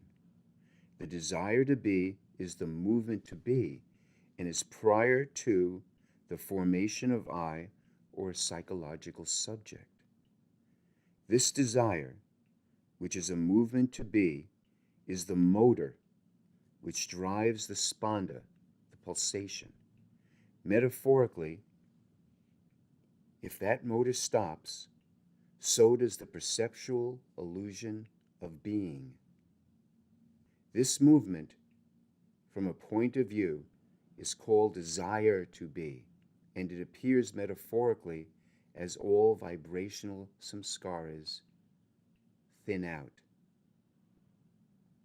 The drive to seek and find permanence, or a permanent state, is an attempt to manage the fear of things disappearing, being destroyed or collapsing, being annihilated.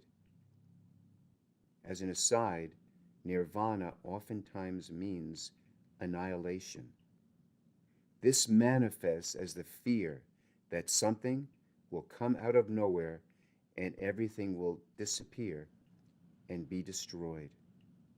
The fear of death or disappearance resides within the force which desires to be, while the counterforce of dissolving being, or the desire to unbe, drives the motor of seeking a permanent state or a permanent state of non-dual perfection.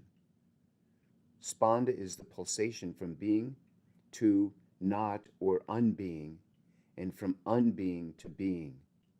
Since this pulsation is without beginning and without end, the only solution is to stay out of or not believe in the consciousness, emptiness, and awareness by appreciating the spanda as occurring within the dream as a perceptual, perpetual illusion.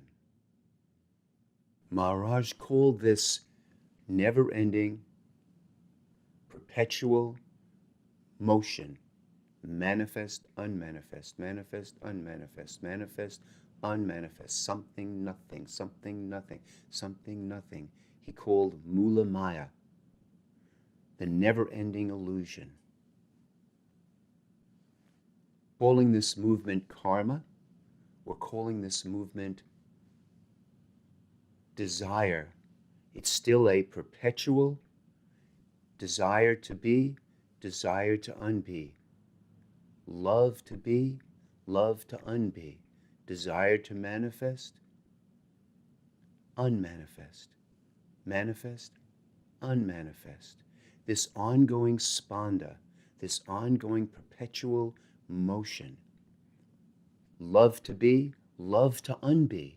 Desire to be, desire to unbe. This perpetual motion and motor, call it karma, call it mula maya, is the motor that runs the perpetual and perceptual illusion.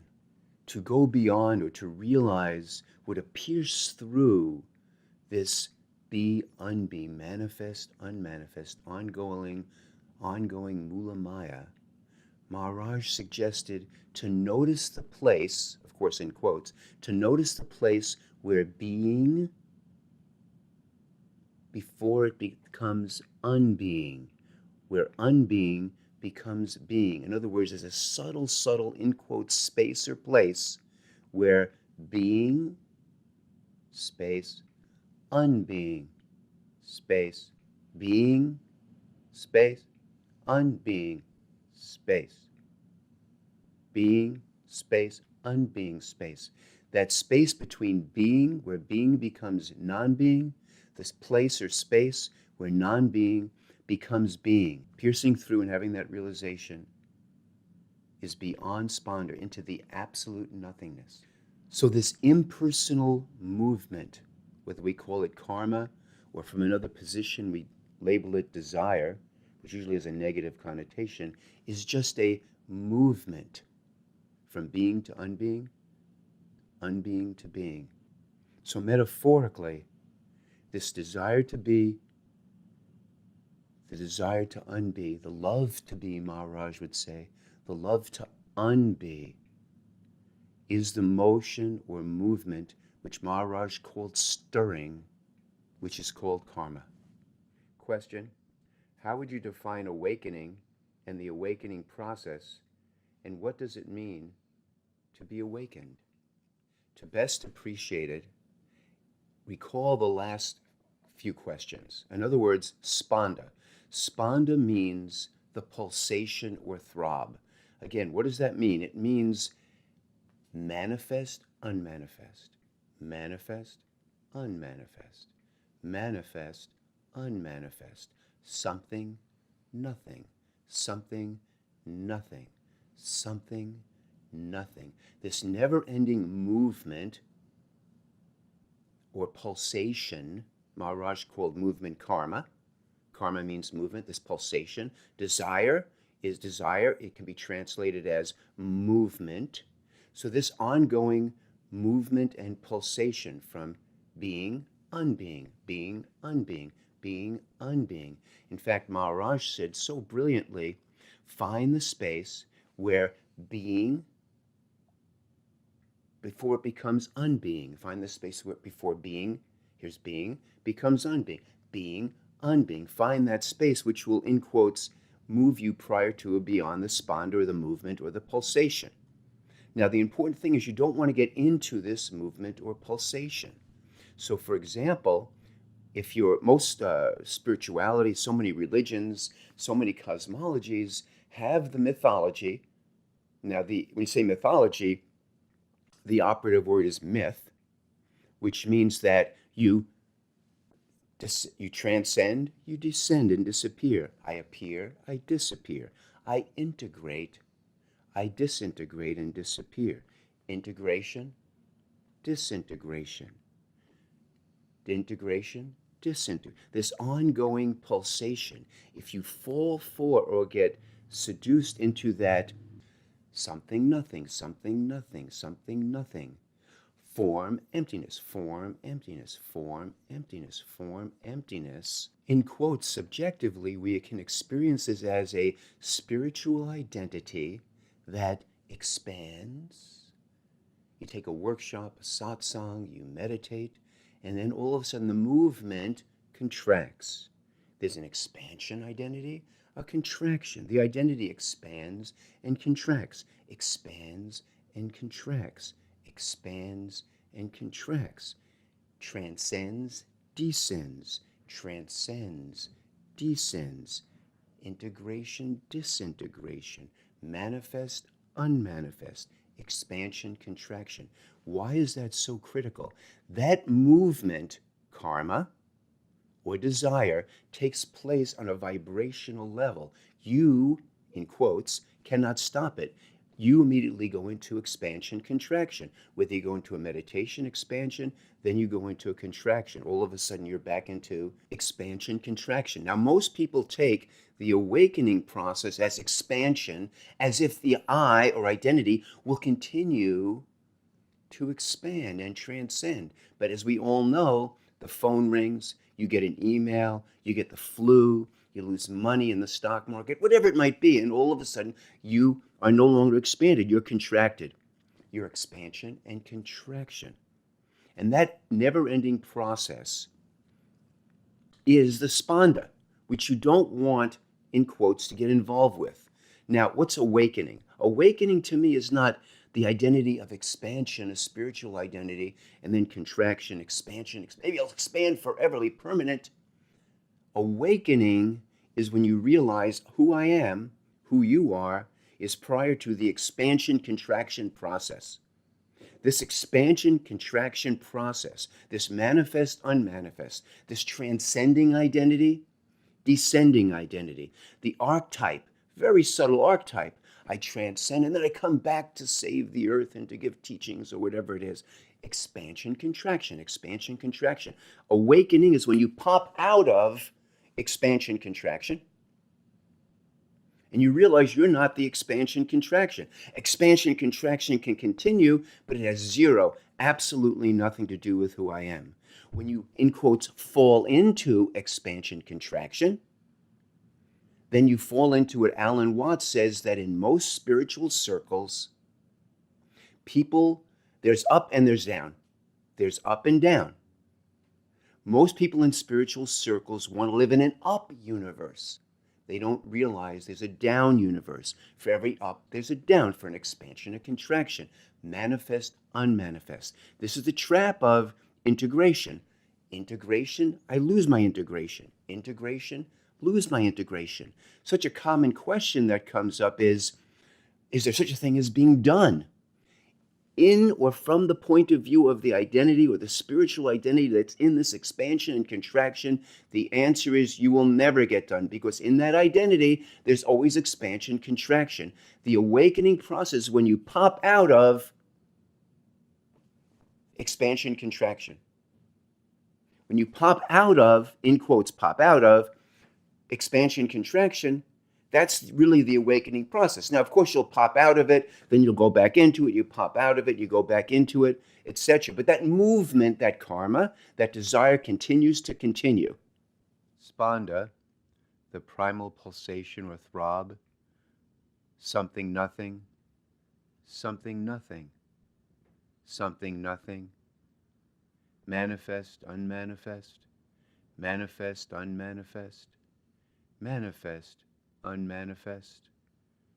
The spanda, the primal pulsation or throb, clarifies three frequently asked questions regarding integration, what is being, and is there such a thing as being done? All of these experiences, perceptions, and concepts appear and disappear as pairs of opposites contained and revealed within the spanda, the primal pulsation or throb. Being, unbeing, being, unbeing, being, unbeing. I am not integrated, I must get integrated. I am not integrated, I must get integrated. I am not integrated, I must get integrated. I am not done, I must get done or finished. I am not done, I must get done or finished. I am not done, I must get done or finished. I am not complete, I must get completed. I am not complete, I must get completed. I am not complete, I must get completed. The spanda, the subtle throb or pulsation, which is without beginning and without end, both reveals and conceals the illusion of being. The Absolute is prior to this movement, karma or desire. The Absolute is beyond or without the interaction of the pairs of opposites. The Absolute is beyond or without the interactions of the pairs of opposites. The Absolute is beyond or without the interaction of the pairs of opposites. The Absolute is beyond or without the illusion of being. The Absolute is beyond or without the illusion of being. The Absolute is beyond or without the illusion of being. The Absolute is prior to or without the primal movement called spanda. The Absolute is prior to or without this primal pulsation or throb called spanda. To be awakened, and the Buddha means the awakened one, means that I am no longer a part of that expansion and contraction process. I am no longer a part of the archetypical metaphor, the mythology of, and every culture has it, of expansion, then I'll come back and descend into and integrate. I'm no longer a part of that. Oh, the awakened one, or being awakened, is all of a sudden, I'm not part of that expansion contraction. As Maharaj said, there is no movement in the state of Parabrahman. I'm no longer a part of that expansion contraction, integration, disintegration, appearing, disappearing. Who I am is prior to that, beyond the throb, beyond the expansion contraction. Expansion, contraction. Again, if you look into your experience, you'll meditate, you'll do spiritual practice, you'll have an expansion, and shortly thereafter, contraction. All this occurs because that's part of the process. So awakening is when you start popping out of the expansion, contraction process. To be awakened means you get that that's not you. The awakening process is getting beyond or prior to expansion, contraction, the identity of expansion, the identity of contraction. To be awakened means I get that this has nothing whatsoever to do with me. There is no longer any movement, karma, desires, movement. That pulsation is no longer. And I always felt that Nagarjuna in Madhyamika Buddhism summarized it best with his 8 negations. There is no arising, there is no subsiding, there is no coming, there is no going, there is no differences, there are no similarities, there is no duality, there is no non-duality. You could say there is no something, there is no nothing. No coming and no going. So to be fully awakened means there's no longer any movement, karma, no longer any desires. Desires meaning movement, not personal desires. Desires meaning movement. And again, there is no karma movement in the state of Parabrahman. A thorn to remove a thorn. There is no state of Parabrahman. A thorn to remove a thorn. All pointers point to what is not Nisargadattovi Maharaj as the absolute. There is no absolute. Paradoxically, Lord Krishna, I am in every being. I am not in any being. Lord Buddha, no being has ever entered nirvana. Consciousness and awareness are phenomenological appearances. We could call consciousness and awareness very subtle veils, states, or vibrations which appear and disappear. The absolute is beyond or without consciousness, vibrations, or awareness. Question: in the book You Are Not, Beyond the Three Veils of Consciousness, you talk about consciousness awareness and the traps of consciousness awareness.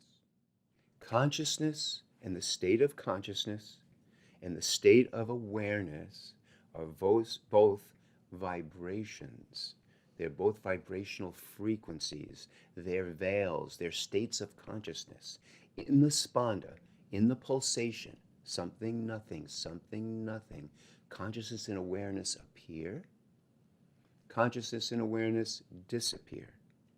Consciousness and awareness appear.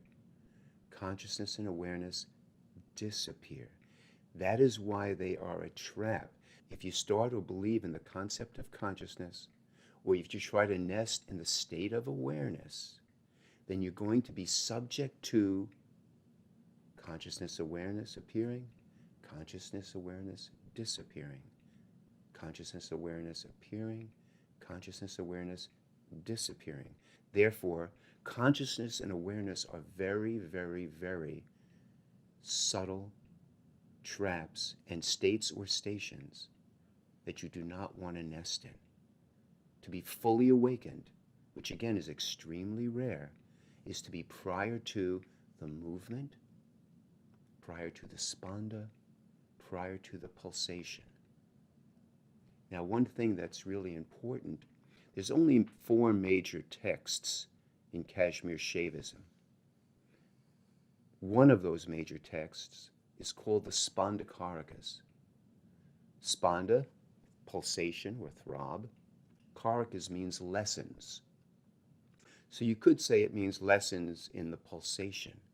There's one sentence in the book that deconstructs the spanda. And that one sentence is that the appearance and disappearance, they call it nimesha and umesha, the appearance and disappearance, expansion, contraction, both of them happen simultaneously.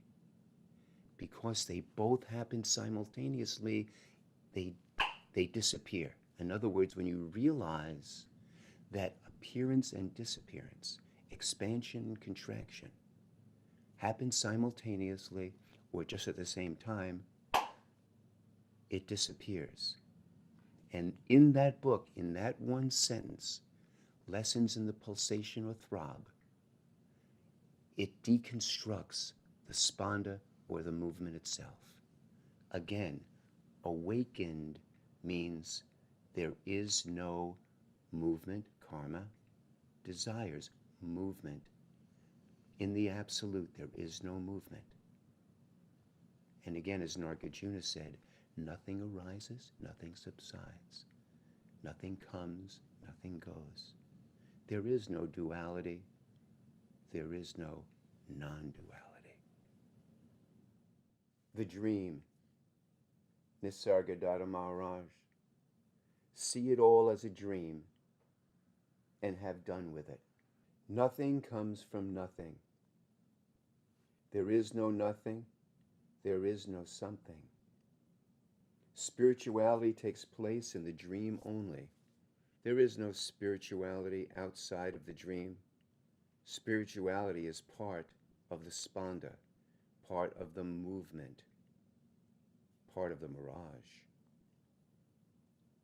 Nothing comes from nothing.